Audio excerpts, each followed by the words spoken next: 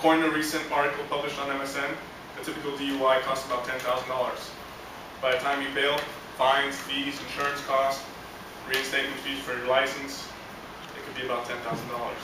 But what happens if, it wasn't $10,000? Perhaps it was your life. Someone very close to me this happened to him. Someone who was very close to me this happened to. Except for him, it wasn't $10,000. It was his life.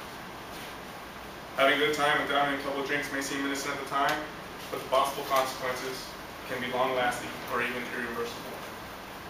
Ask anybody at a bar why they drink, and you'll get a myriad of reasons as to why they are there and why their glass is half empty. Even an occasional or social drinker feels the need to defend themselves when asked why. Most people can answer this question in one word: acceptance. Generally speaking, people want to be accepted by their friends, families, colleagues, and alcohol can sometimes help achieve that acceptance. But there's a fine line between acceptance and being taken advantage of. Unfortunately, most people give you another cover-up answer. People say their reason for drinking is purely social, as a means to cover up their insecurities and refrain from admitting that they really just want to fit in and feel accepted. Peer pressure and to get a buzz is another common response to this question. The effects of drinking are just as varied as the reasons. Aside from typical lack of cohesiveness and obscure from one's perception of reality, having one too many can also impact your wallet, your health, and the people around you. A quick definition of an alcohol problem is stated as such: when drinking alcohol causes problems in that person's life and the lives of their family and friends. According to recent statistical data, Americans spend over $120 billion on alcohol a year. Of that excess amount, 50 to 70 billion is spent on alcohol alone. On beer alone, excuse me. That's 120 billion spent on alcohol per year in this economy, and people still complain about how to make their ends meet. I don't know about you, but I could come up with a pretty long list of things that I could spend $120 billion on. The effects of alcohol has on your wallet and your finances are one thing, but the effects it has on your brain, liver, heart are a completely different ballgame. Research shows that even a moderate consumption of alcohol can cause breast cancer, cancer on the ovaries, cancer in the colon, rectum, and stomach cancer.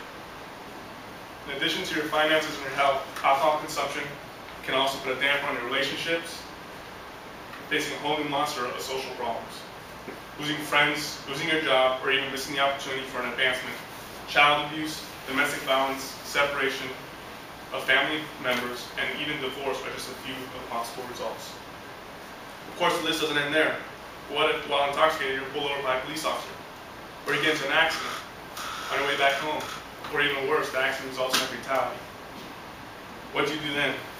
We heard it since our 4th grade dare class, don't drink and drive. But it's pretty simple, right? But however, in Virginia, 36% of fatalities come as a result of someone being behind the wheel intoxicated. In 2007, 7,130 people were seriously injured in alcohol-related crashes, and 378 people were killed, and that's just Virginia alone. In Texas, our nation's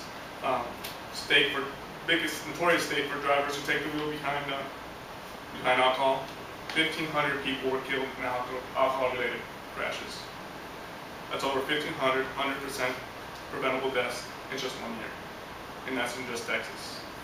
In all 50 states, 15,370 people lost their lives because of drunk driving. If you're lucky enough to make it out of an at-fault alcohol-related incident alive, the monetary costs are outstanding.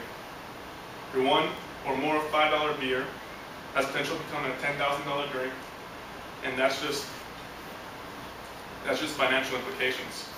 Increases in insurance, surcharges, license reinstallment fees, towing, bail, lawyer fees, and court costs, and alcohol education courses contribute to that figure, not to mention the average $3,000 loss with withholding an advancement. As a general rule, abstinence is the best policy. By not participating, you're ensured to stay out of trouble. However, if the thing for alcohol is too hard for you or too far of a stretch, know that alcohol drinking does put you at risk of any of the above-mentioned possibilities. Drinking responsibly can help lower your risk. Be a responsible consumer involves primarily knowing your limits and when to say no. Don't drink for the buzz or to get drunk. You want to be able to stay in control of your actions instead of allow the alcohol to take control of you. If you know you're going to be drinking, make sure you have a designated driver and you use the buddy system. Never drink alone. Research shows that people who drink alone have a higher probability of developing alcoholism. To avoid finding yourself in a situation where you're faced with any of the possible consequences, the consumption of alcohol can be present, I challenge you to remember the consequences. The next time you're at a bar and you find yourself holding a frosted mug, make sure you don't end up as a victim involved in an alcohol-related accident. Employ the preventive measures. Assign a designated driver, or make sure you leave the keys to your car with someone else.